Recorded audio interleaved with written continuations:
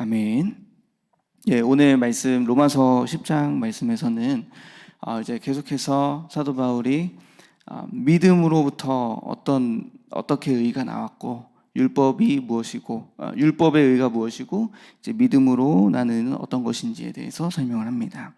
그러면서 이제 오늘 말씀에서는 모세가 기록한 그 율법에 대하여서 이제 설명을 하면서 율법의 의는 이러하지만 그러나 믿음으로 말미암는 의에 대하여 조금 더 믿음으로 난 의는 이런 것이다라고 하면서 이제 설명을 합니다.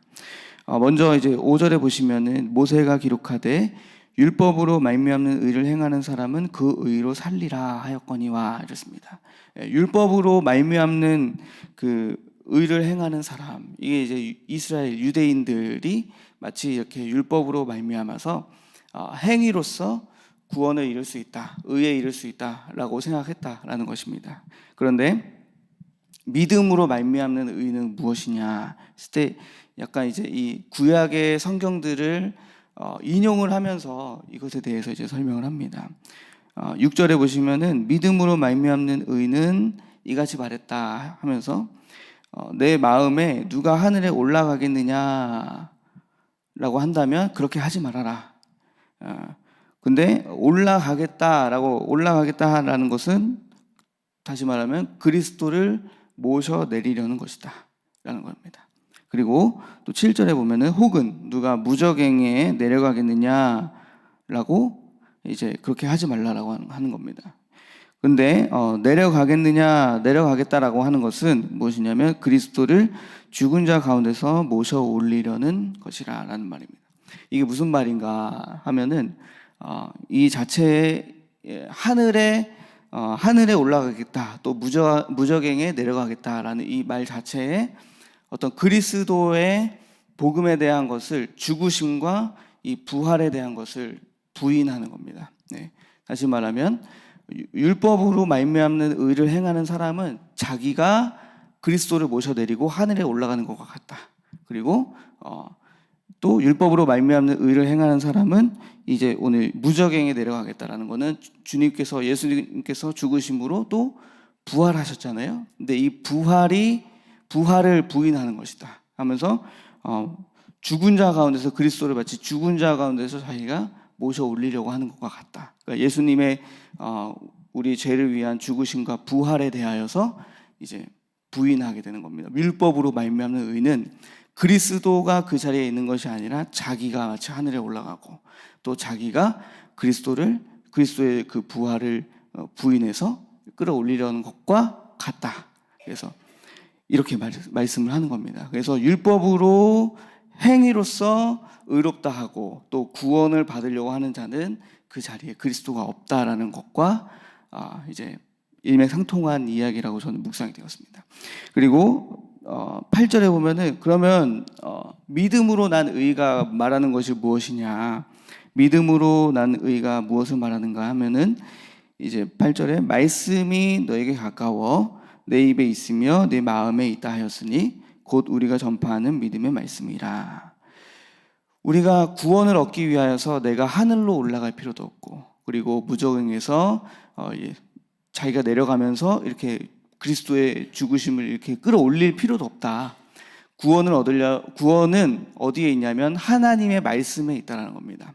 그 말씀이 우리에게 가깝고 우리의 입에 가까워서 그 말씀이 우리의 마음에 지금 있다.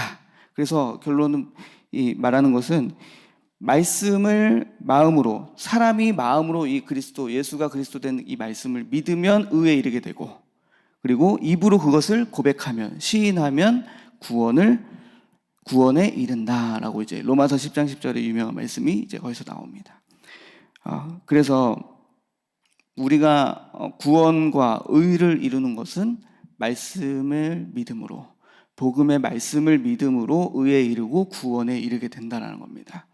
이게 완전히 그 당시의 유대인들의 신앙과는 굉장히 정반대의 길입니다. 왜냐하면 그들은 율법을 다 지켜야 되고 행위로서 의에 이르고 구원을 얻어야 되는데, 그러니까 말씀을 안다고 할지라도 그 삶에 그 말씀을 행하고 지킴이 없으면은 그들에게는 의와 구원이 이루어지지 않는 겁니다. 근데 지금 사도 바울이 말하는 거는 그거 아니다. 말씀을 가지고 말씀이 내 안에 있기만 하면, 그것을 믿기만 하면 행위가 없더라도 구원은 이미 왔다, 우리에게.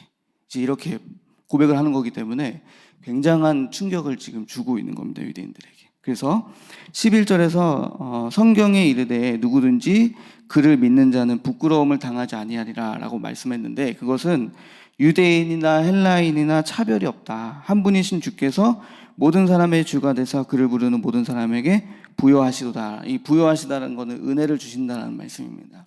그러니까 유대인들은 율법이 없는 할례받지 않은 이방인들을 이제 천대하고, 그들에게는 구원이 없는 어떤 선민 의식을 가지고서 우리에게 구원이 있다라고 이제 했는데, 이 사도 바울은 그거 아니다. 복음 안에서는, 하나님 안에서, 그 복음 안에서는 누구든지 유대인이든 헬라인이든 이방인이든 차별이 없다. 누구든지 그 신분하고는 차별이 없이 누구든지 주님의 이름을 부르고 믿기만 하면 은혜를 주셔서 구원을 받을 수 있다 라고 이제 이야기를 합니다. 오늘의 이 본문이 그래서 행위로서 믿음을, 구원을, 의롭다함을 받는 것이 아니라 믿음으로써 의롭다함을 받는 것이다 라는 것에 대하여 사도 바울이 이제 유대인들에게 말하는 겁니다. 우리에게 이제 이것이 어떤 의미가 있을까라고 할 때, 저는 이제 이 말씀을 묵상하면서 우리의 신앙이 이렇게 저는 율법주의로 가면 안 되고, 율법은 우리에게 있어서 죄를 깨닫게 하고 하나님께로 인도하는 아주 중요한 역할을 하지만, 중요한 것은 이 율법주의, 이 유대인들이 따랐던 율법주의는 율법으로 말미암아 의롭다 하고 구원을 받는 그 상태, 이 율법주의로 가면 안 되고 우리는 복음으로 가야 한다는 겁니다. 그래서 오늘의 큰 주제는 그겁니다. 율법주의를 버리고 복음으로 가자라는 그 주제로 이제 우리가 함께 말씀을 나누겠습니다. 이제 이런 비유가 있습니다. 어떤 것이냐면, 율법주의와 또 복음에 대하여 비유를 할 때, 우리가 이제 흔히 기독교는 종교가 아니다라고 하고 기독교는 복음이다라고 하는 말에 대하여서 이제 우리가 의미를 좀 생각을 해봐야 됩니다. 모든 종교에는 율법이 있고 또 율법주의가 있습니다. 뭐 어떤 종교적 행위를 열심히 함을 통해서 믿음의 어떤 경지에 이르게 된다라는 거, 이제 그게 다 모든 종교에 있습니다. 그런데 기독교의 가장 특징적인 부분은 이렇게 뭔가 종교적 열심을 통해서 의에 이르고 구원에 이르는 것이 아니라 믿음으로 의에 이르고 구원에 이른다는 겁니다. 믿음을 가지고, 믿음이 있어야만, 물론 열심이 중요합니다. 열심을 가지고 신앙생활을 하고 예배드리고 하는 거 중요하지만, 그러나 그것으로만 구원을 이루는 것이 아니라, 구원은 오직 예수 그리스도를 믿는 그 믿음으로 말미암아 오늘 말씀처럼 구원에 이른다라는 겁니다. 그게 가장 큰 특징입니다. 그럼 이제 우리는 율법주의가 어떤 비유인가 했을 때 이제 이런 비유가 있더라고요. 아들과 종. 아들과 종. 이 어떤 것이냐면, 종은 열심히 일을 합니다. 어떤 한 가정에 종이 있다면 열심히 그 종이 그 가정의 집안 일과 또 청소와 이런 걸 열심히 합니다. 왜 열심히 할까요? 주인의 어떤 그런 것에 두렵기 때문에, 그리고 보상을 바라고 어떤 두려운 마음에 내가 이걸 안 하면 잘릴 것이다 라는 어떤 그런 마음으로 이렇게 열심히 합니다. 그게 마치 종의 마음입니다. 근데 아들은 어떤가요?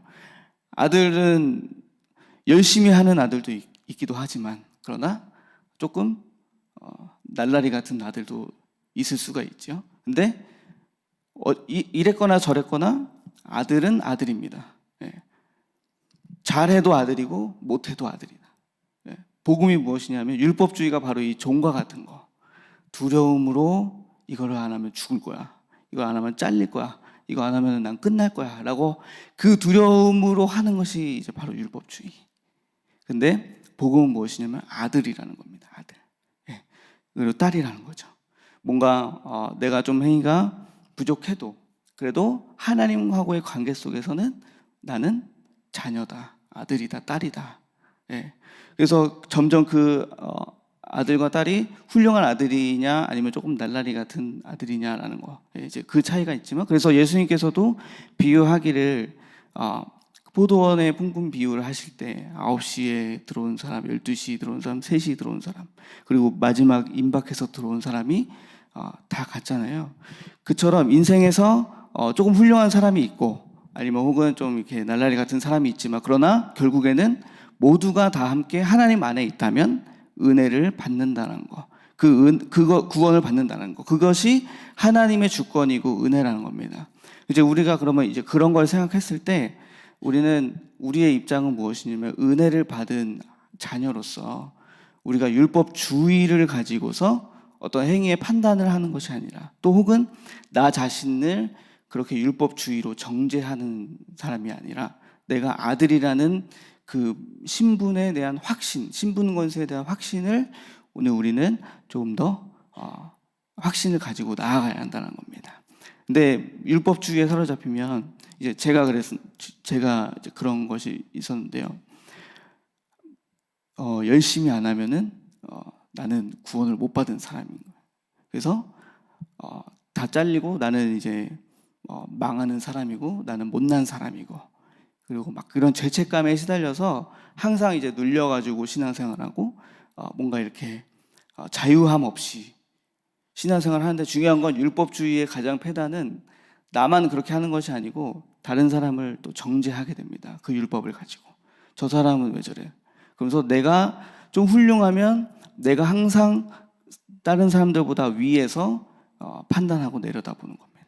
오늘 하늘에 누가 올라가겠느냐라고 말했던 것과 같이 내가 뭔가 훌륭한 행위를 하게 되면은 그리스도를 끌어내리고 내가 그 하늘에 올라가가지고 이제 이렇게 있는 겁니다. 혹은 또 반대로 너무 그 낮은 자존감 속에서 패배의 모습으로 그렇게 있는 거. 이제 그게 이제 율법주의의 가장 큰 패단입니다. 그래서 제가 이제 이런 것들을 생각해 봤을 때 저의 삶에서 율법주의와 또 율법주의에 빠졌을 때와 또 복음을 만나서 좀 변화된 삶을 좀 몇 가지 나눠보고자 합니다. 먼저 율법주의에 빠지게 되면 이제 율법주의의 특징은 무엇이냐면 나 자신에 대하여 확신이 없습니다. 그래서 이 나 자신에 대하여 확신이 이게 무슨 말이냐면, 하나님 안에서 나는 구원받은 자녀라는 이 확신이 없습니다. 그래서 계속 행위로 그거를 확증을 받으려고 하는 거예요. 내가 열심히 해가지고 이렇게 해야지, 이렇게 해야지, 이렇게 하면은 훌륭한 사람일 거야, 이렇게 하면은 훌륭한 믿음의 성도이겠지, 또 이렇게 하면 칭찬받겠지, 이제 이러면서 그것을 가지고 하는 거. 근데 물론 행위도 중요하지만 아까도 말씀드렸듯이 자기 안에 내가 조금 실수해도, 조금 모질라도 나는 예수님을 그리스도라 믿기 때문에 그 믿음으로 말미암는 의가 내게 왔다라는 거, 이 신분 권세에 대한 확신이 있을 때 이제 우리가 변화될 수 있는데, 이렇게 자기의 확신이 없는 사람은 계속해서 행위를 통해서 하면서, 중요한 건 이 행위가 좀 잘 되면 내 신앙이 이렇게 올라간 것 같고, 행위가 조금 못나면은 완전 믿음이 없는 사람 같고, 이제 막 극과 극을 달리게 되는 거예요. 그래서 저의 그 경험에서는 이게 양극단에 치달을수록 행위가 막 훌륭해 보이고, 사람들 앞에서 보이는 어떤 행위들이 막 훌륭해 보이고 친절해 보이고 막 이렇게 훌륭해 보일수록 제 안에 더 이 간극은 엄청 커졌습니다. 확신이 없는 간극. 이렇게 열심히 하는데 왜 난 바뀌지 않지? 이런 거.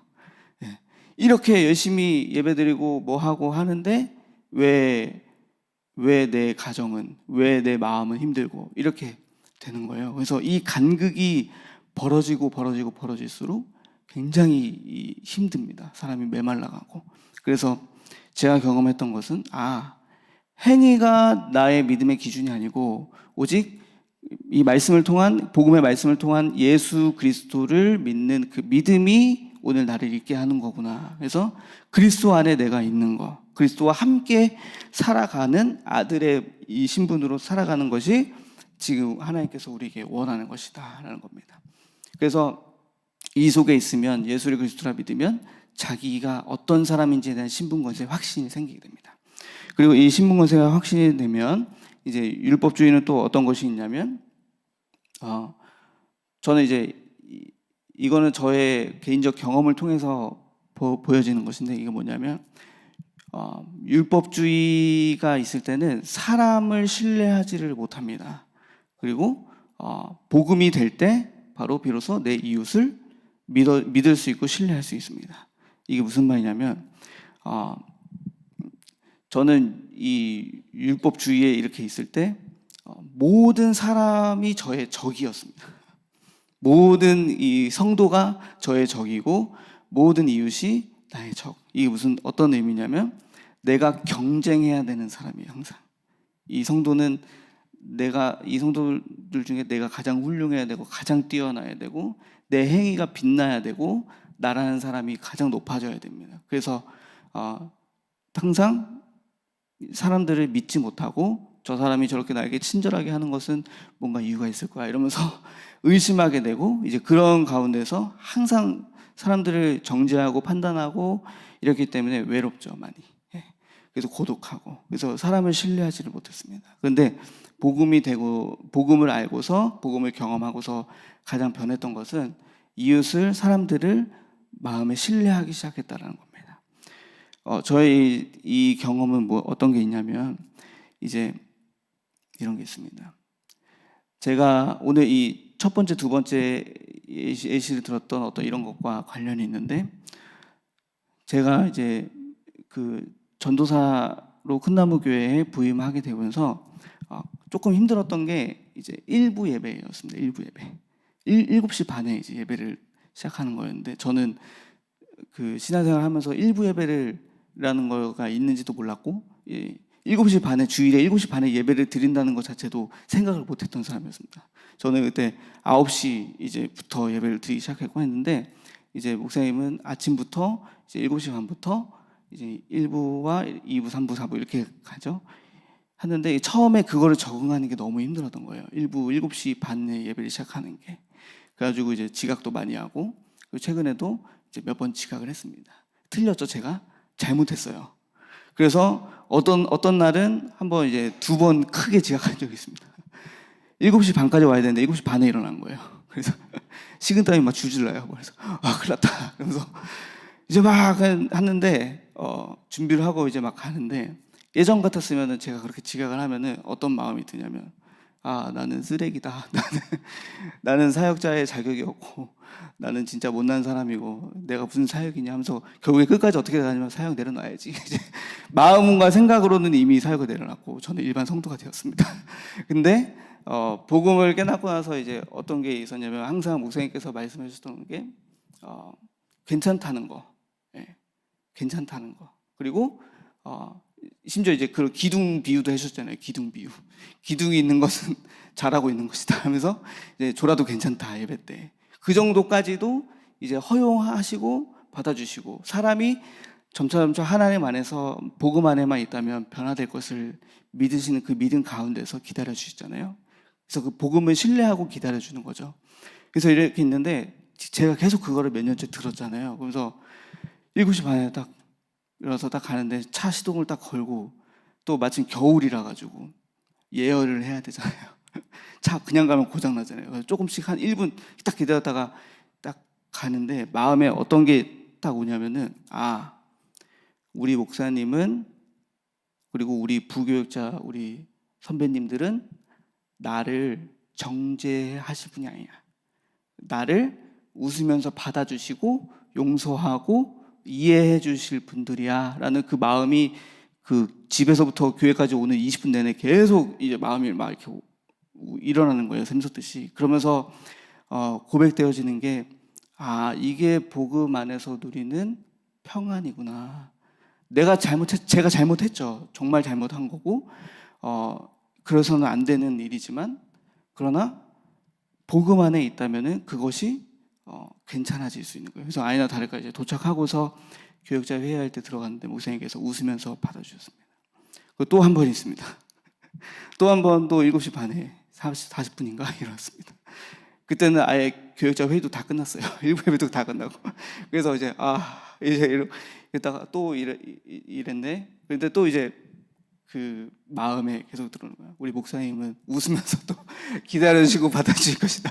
이제 이 마음을 계속 말씀을 하면서 내 마음에 이렇게 상기하면서 갔습니다. 그래서 이제 그때 2부 예배 끝나고인가요? 2부 예배 끝나고 여기 3층 엘리베이터 앞에서 만나가지고 다 목사님이 올라오시는 소리가 들리는 거예요. 계단에서 할렐루야 하시면서 이제 오시더라고요. 그래서 내가 기다렸다가 이제 안녕하세요 딱 하니까 목사님이 받아주시고 가시다가 하고 돌아오셔서 이제 악수를 하면서 졸았어? 이러시는 거예요. 그래서 그게 복음의 원리구나. 그게 복음이구나라는 거를 그때 제가 깨달았습니다. 저는 실수하고 연약하고 우리는 실패하고 다 넘어집니다. 행위로서 완전함에 이르는 게 그만큼 어렵습니다.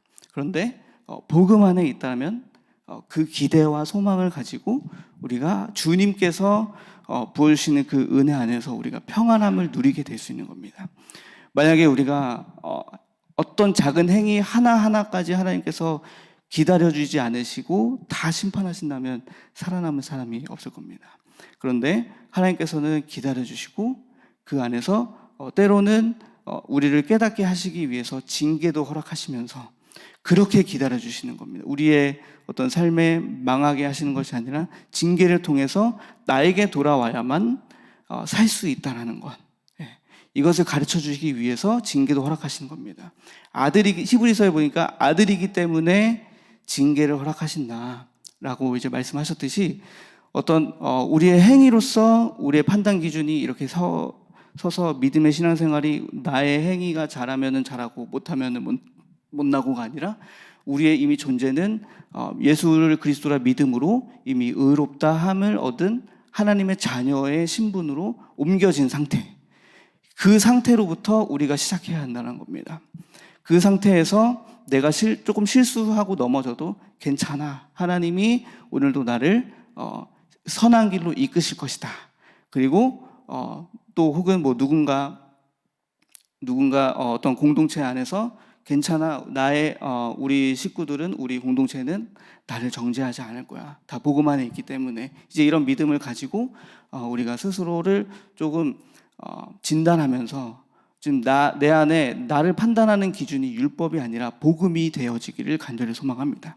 그래서 나는 이미 주님 안에서 의롭다 칭함을 얻은 의인이라는 것을 여러분들이 믿으시고 그 신분 권세 아래서 우리의 행위와 이런 모든 옛사람의 것들을 조금씩 고쳐나갈 수 있는 저와 여러분 되시길 소망합니다.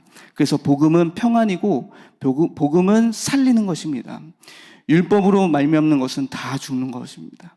하나도 살아남은 사람이 없이 다 죄인이라고 정죄하게 되는 겁니다.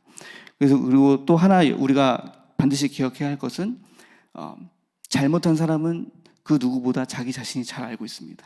제가 지각하고 잘못했던 거 제가 정말 잘 알고 있죠. 그 누구보다도. 그래서 사실 우리는 그를 위하여서 너 잘못했어 라고 하는 것보다 그를 위하여 하나님 앞에 기도해주고 기다려주고 또 용서해줄 수 있는 마음이 바로 복음의 마음입니다. 우리가 그것을 기억하시면서 우리 모든 성도님들 서로가 복음으로 기다려주고 기다려주고 또 기도해줄 수 있는 또 저와 여러분들이기를 소망하고 율법으로 정죄하는 것이 아니라 복음으로 영혼을 살리게 될 수 있는 또 저와 여러분 되시기를 간절히 소망합니다.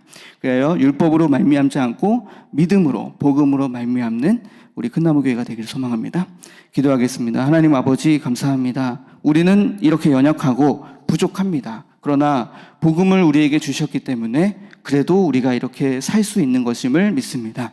그 은혜 가운데서 살아가서 우리가 점차 우리의 신분 권세를 하나님의 자녀로 시작할 수 있도록 허락하여 주시옵소서.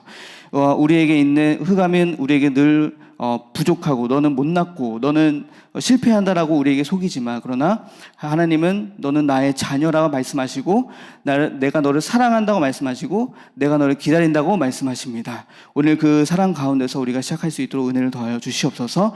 그리하여 옛사람을 다 벗어버리고 새 사람으로 나가는 복음의 사람이 되게 하여 주시옵소서. 감사드리며 예수 그리스도 이름으로 기도합니다. 아멘.